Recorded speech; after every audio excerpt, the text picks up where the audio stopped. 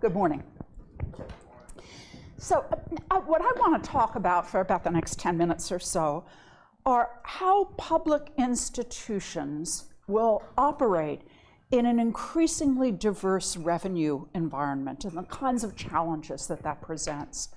And I'm going to begin by quoting two passages from a report by the College Futures Foundation called Securing the Public Trust, Practical Steps Toward Higher Education Finance Reform in California. It's a wonderful report. If any of you haven't read it, I urge you to go to the web and read it. And these are the two quotes. Fiscally, our public universities now look more like private, nonprofit institutions than they did 40 years ago.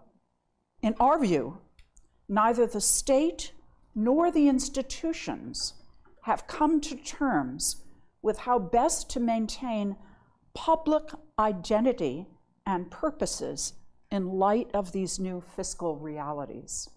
That's the first quote. Second quote, all parties must share a common vision of the mission of public institutions and what it means to operate as a public trust, even though the revenue sources for these institutions are becoming increasingly diverse. The narrative that diminishing public revenues inevitably means that the institutions no longer serve public purposes is wrong and dangerous.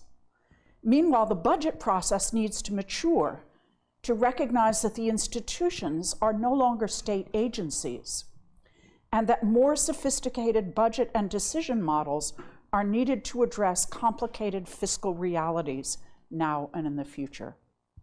So what I'm going to do now is talk about the different kinds of challenges that the new revenue sources pose for public institutions. Other people who are more expert than I, Henry, Bob, in public finance, will talk about the reasons for the situation that we currently face, the reasons that it has evolved. It's a state revenue problem, basically, that can only be solved with tax reform and state budget reform. And I think people that say that it's a problem of will or a problem of the universities not representing itself eloquently enough and the value it provides, I mean, that's naive. It's one of your, I'm sure that your Tennessee governor would have said that's a really naive point of view. There are, however, state policy changes that would be helpful. Multi-year budgeting, so we're not always scrambling year to year. Predictable tuition increases that are pegged to some reasonable factor, rise in the consumer price index or rise in average incomes over a certain income level. Funding enrollment growth at a reasonable and consistent rate, certainly in California, and I think in most state universities, the pressure will only increase for enrollment growth. And finally, and this is a point that the College Futures Foundation makes, attention to benefits reform. Benefits are now 45% of compensation at the University of California, and it's a very, very major problem. We now exist, as I'm sure you all know, in a mixed revenue environment. It is absolutely essential to grow and diversify revenue streams. There's a statement that I heard at a conference that I attended last summer. It's really burned itself in my memory. You can't cut your way to heaven, but you can spend your way to hell.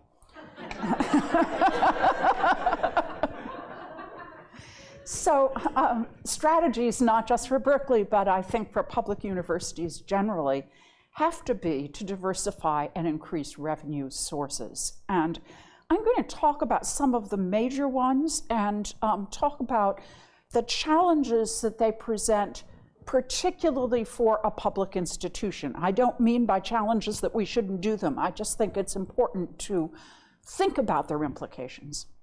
So first I'm going to talk about enrollment. Basically, colleges and universities are in the business of enrolling students who pay tuition. So you can't think of any financial model for a university, public or private, without enrollment being the centerpiece. So you have basically three kinds of enrollments at the University of California at Berkeley, and indeed, I think in many state universities. One, and they each have a different kind of fiscal dynamic that attaches to them. One, and the most important one, is of course in-state enrollment of in-state students. And there the issue is the incremental cost that the state is willing to pay and the tuition that the university can negotiate. This is, as Henry said, far lower than the cost of instruction at this moment. Of course, as Bob said, one of the things that public colleges and universities have done in order to alleviate this situation of the fact that that the amount that we're getting for in-state students doesn't equal the cost of instruction is to increase out-of-state enrollment. This is probably the single most controversial issue in the state of California. No sooner was it was announced that I was going to be the next chancellor that I had a bunch of calls from legislators telling me exactly what they thought about Berkeley's out-of-state enrollment. I think there has to be a public discussion about this. Honestly, it's a hard public issue because on the one hand, out-of-state enrollments bring really important marginal revenue to public universities. On the other hand, our mission is to serve the state. And so figuring out what that balance is a critical public policy problem and needs to be faced. I mean, what I've seen is the sides facing off against each other rather than really thinking about what is the right balance. And then there's a third source of enrollment that has been given much less attention. And I frankly think it's one of the most interesting, but also one that has, in some ways, some important dangers that we should think about. And that's the combination of summer session and university extension. These are essentially private enterprises that operate on our public campuses, but very much independently. They're tubs on their own bottom, and they return considerable revenue to the campus. They are our easiest levers, frankly, to use. And I believe that they serve the state extremely well. But we have the opportunity, also the danger, I guess, of operating what is a state subsidized in the sense of the facilities, essentially a self-supported institution. The limiting factor right now is that university extension doesn't give degrees.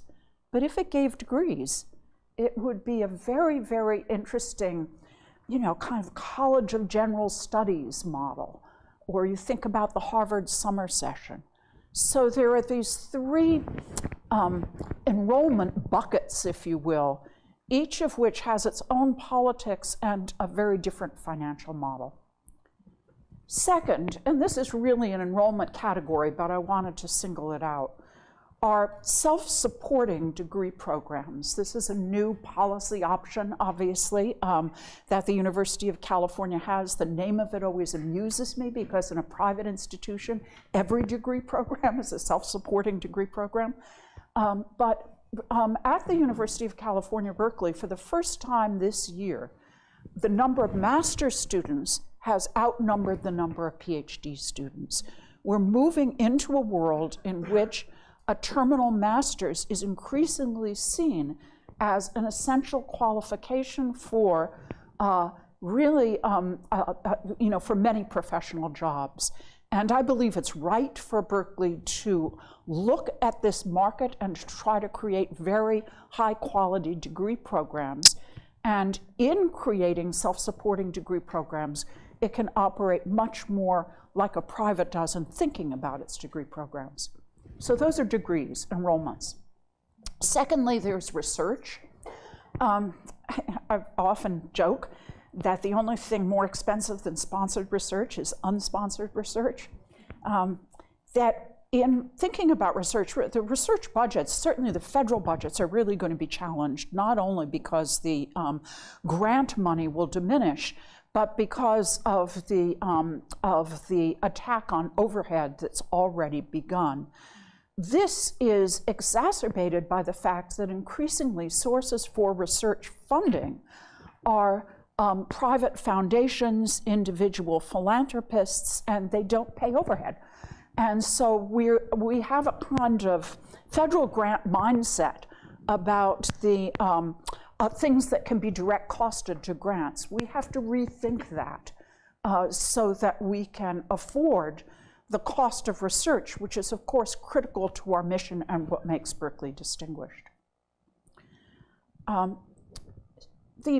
should say one other thing, how important it is to think about research investments and to make sure, all research costs the institution money, and to make sure that the research investments that we're making are the ones that are most critical to our mission and strategy. Entrepreneurship is, of course, another source of income, and I'm sure that you can anticipate the kinds of challenges that entrepreneurship can present to the public mission. Indeed, both in the area of research and in the area of entrepreneurship, there's a kind of danger of privileging some areas of the institution giving less privilege to others.